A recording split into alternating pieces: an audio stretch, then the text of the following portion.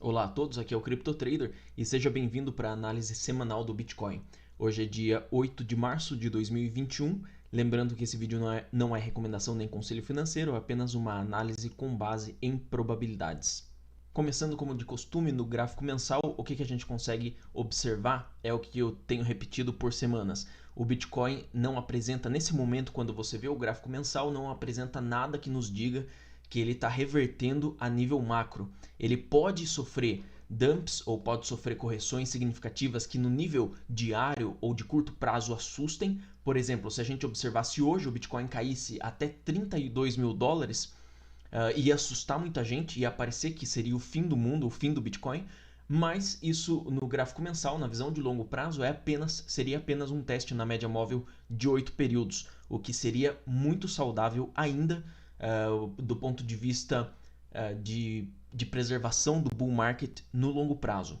Obviamente, nenhum bull run dura para sempre, vai chegar um momento em que ele vai reverter, mas olhando aqui não há nenhuma indicação disso.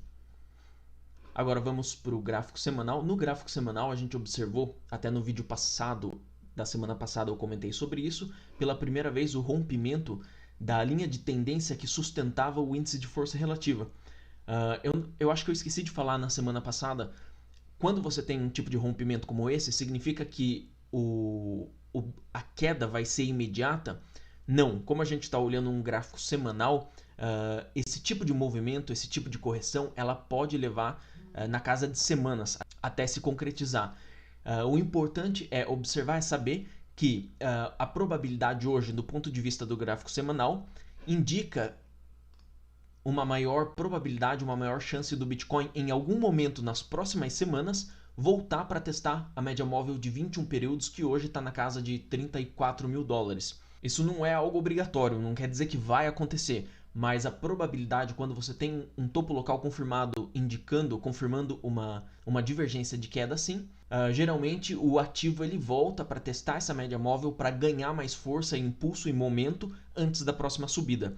Mas não significa que o Bitcoin não possa romper as máximas e continuar subindo daqui. Então, como eu sempre falo, é apenas uma indicação do que é mais provável acontecer, porque quando a gente fala de possibilidade, qualquer coisa pode acontecer.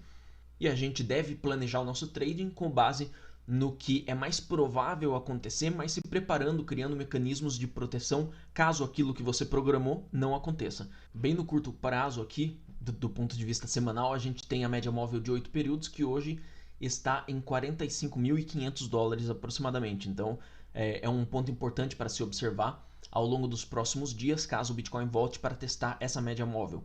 Agora, no gráfico diário, a gente tem algumas observações interessantes aqui, que é, por exemplo, a vela de ontem fechou num nível acima dessas máximas que tinham sido estabelecidas, ou do fechamento, né, não das máximas, mas do fechamento das velas aqui no dia 3 de março. Então, ontem fechou acima, hoje voltou, testou a média móvel de 8 períodos no gráfico diário e tá tentando subir, né?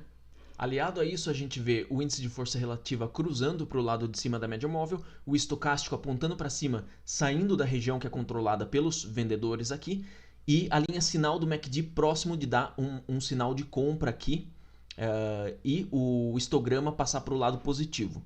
Então repare que todos esses pontos são positivos, mas a gente não pode perder de vista o mais longo prazo, no caso o gráfico semanal, que confirma aquela divergência de queda. Por isso, se for para o Bitcoin gerar uma armadilha, ele vai gerar isso nos próximos dias, quem sabe dentro dessa semana, cruzando aqui a linha sinal positivo, dando um sinal de compra, puxando o histograma para o lado positivo aqui. Tudo isso vai dar a impressão generalizada que o Bitcoin voltou para o momento de subida, de tendência de alta, só que é aí que todo mundo esquece que tem aquele sinal importante de divergência de queda confirmado no gráfico semanal, e aí ele pode parecer que vai subir, gerar armadilha e cair só para testar aqueles níveis lá na casa de 40, ou quem sabe até próximo dos 35 mil dólares, que no gráfico diário corresponde aqui à média móvel de 89 períodos exponencial.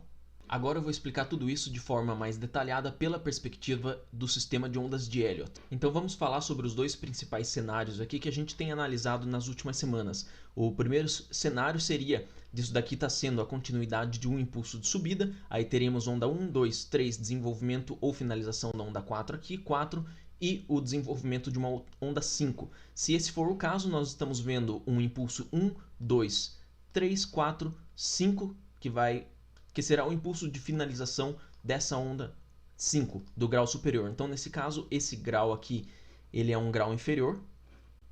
E esse cenário indicaria o retorno no curto prazo para a tendência de subida para a finalização da onda 5 aqui.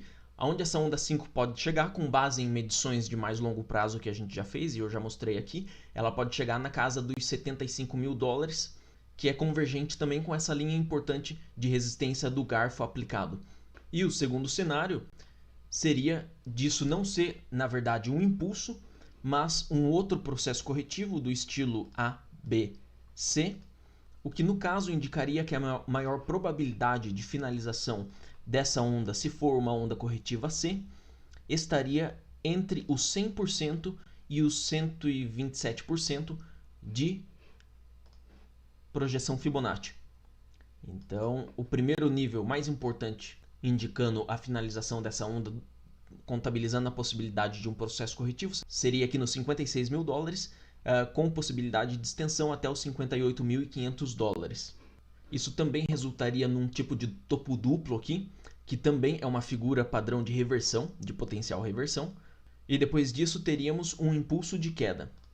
Agora, o problema começa na seguinte situação.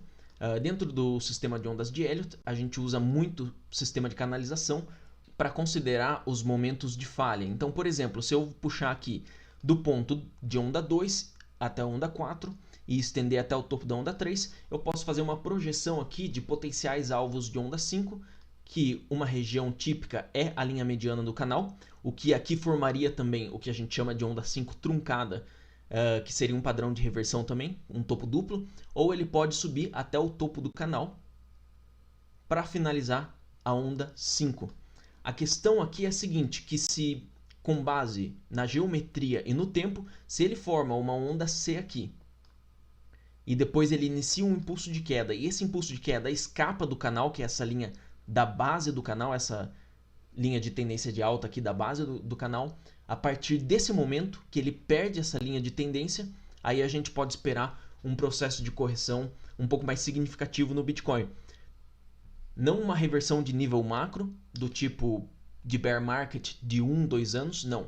Mas aí sim a gente passa a ser muito viável aqueles alvos no gráfico semanal, na casa da média móvel semanal de 21 períodos, que se eu não me engano estava em 32 ou 33 mil dólares.